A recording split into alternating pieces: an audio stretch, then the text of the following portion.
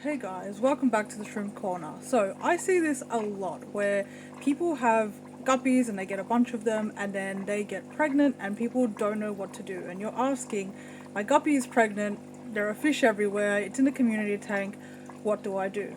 Well, this is how I breed my guppies. Now I've made an upload on this before, but I'm going to show you guys quickly basically how I go about the immediate process. So I've found fry in my tanks and I've gone through the process of separating the fry, separating the females, and I'm going to show you guys how I do that, as well as making some brine shrimp for the babies. So let's get to it.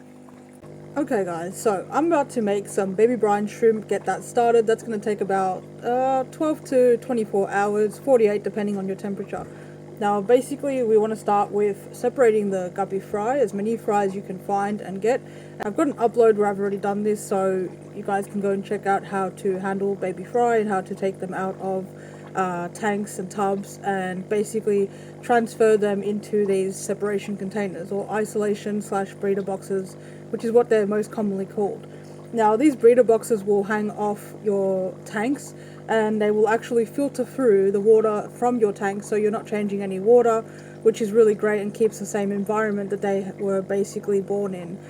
This is also the same for your females, obviously. Now you can separate in 2 compartments with your females. You can even do 3, although I don't really recommend doing 3 unless it's an immediate birthing process. It's just such a small span to have that many fry born in, and just in general for the females I think it's too stressful and too small, so I generally do a 2 compartment with these breeder boxes. These are 2-liter breeder boxes. You can get a smaller one as well, and I normally put the guppy fry either in their own box themselves, or sometimes I'll separate them like this in a pinch, so that way I can get my female breeders all in their own compartment. Now these are really great for people that aren't expecting guppies. This is how I breed mine. It doesn't matter if you're a full-time breeder or not, if you're just a casual breeder, if you just happen to have guppies that have given birth and you don't know what to do.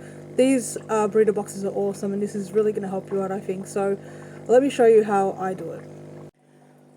Okay guys, so this is my makeshift little breeder box setup. Now as you can see, I've got a 2-foot tank behind here. This has plecos and it has beta, and basically I've attached the boxes onto this tank because this is the biggest tank I have at the moment, and you can see I can easily fit 2 of these large size breeder boxes. Now on this left compartment you can see I've got the baby fry. So I've just caught these fry. These were from the tub that the guppies had given birth in. Now here you can see there's a smaller female. She's resting at the bottom.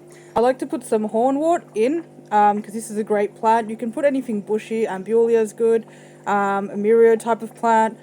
Anything that, like I said, has a little bit of coverage for your females to give birth in, as well as your fry to sort of hang out in, and also keep away from the female long enough for you to separate those fry so the females don't eat them.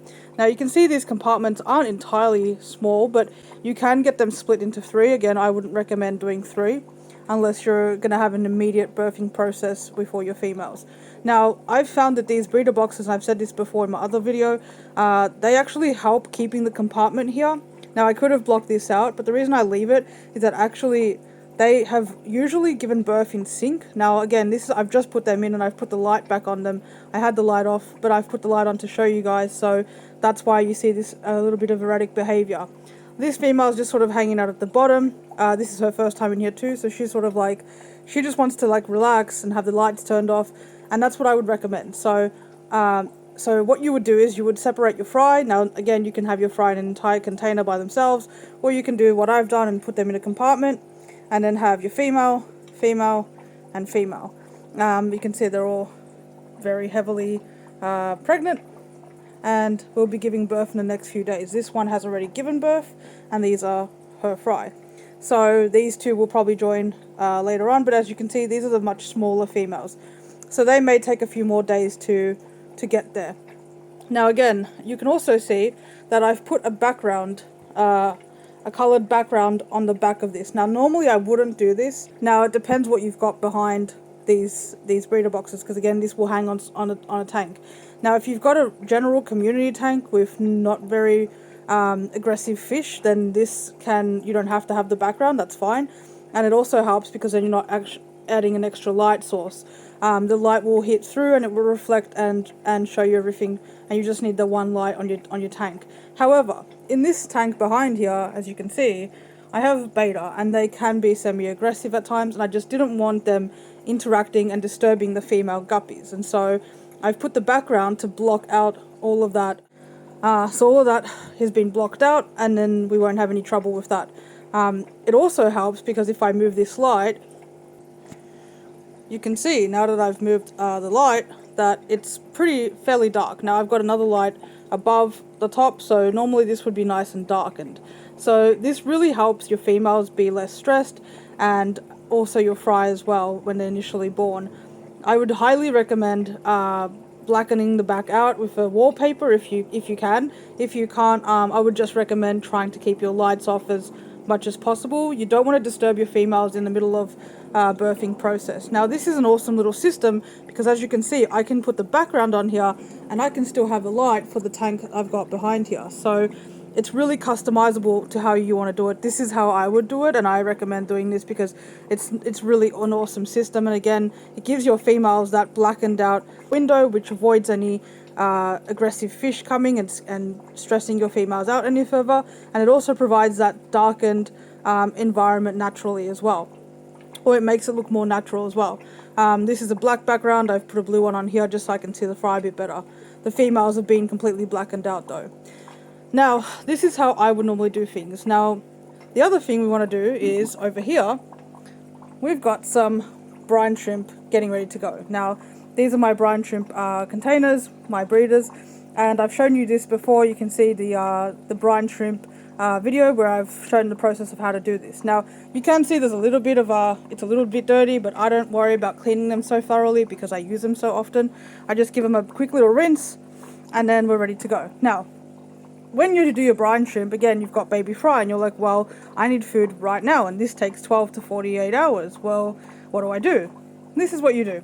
So this is a very, very easy, quick solution. I sell these as well myself, but you can get these, which is decapsulated brine shrimp eggs. If you don't have live baby brine shrimp hatched and ready to go, and you need to feed your fry, which you will need to do as soon as they're born, 2 to 3 times a day, you can get decapsulated brine shrimp eggs, and these are really awesome. This is a great quick fix. It's an instant feeder. You can just open this and use it as you need it. Now, this is what I would do if I'm not going to do that, which is hatching out live baby brine shrimp. Now, live baby brine are the best source for baby fry. I would highly recommend it. Immediately putting them on live food is going to just be so much better. It's going to encourage their hunting instincts. It's going to give them more protein, and it's going to get them nice and strong real quick. So live food is always a better option, but again, if you can't get that, you can get this. So now we're going to get to setting up the baby brine and getting these guys going for some food. Alright, so normally I would only use 1 packet of the brine shrimp that I showed you. It's up to 500 mils, so it's quite a lot of baby brine in there. It looks like a small amount and a small little satchel, but there's actually thousands of baby brine shrimp eggs in there that will hatch. But I want to make a really big batch, a double batch. Now, I've done this a few times, but again, you guys can just make the normal amount. It'll definitely suffice for one. So, I'm going to go ahead and make a little bit extra. You can see how beautiful these brine shrimp are, these brine shrimp eggs. You can see the color on them. Now, I'm just going to put a little bit more in each one. So, just about half of this, including the ones I already put in there. And then we just have to add the hatching salt, and then we can get them started. So now we're going to go ahead and use the hatching salt. This is pink Himalayan rock salt, I think. And I've basically shaken it up so it's crushed nice and finely.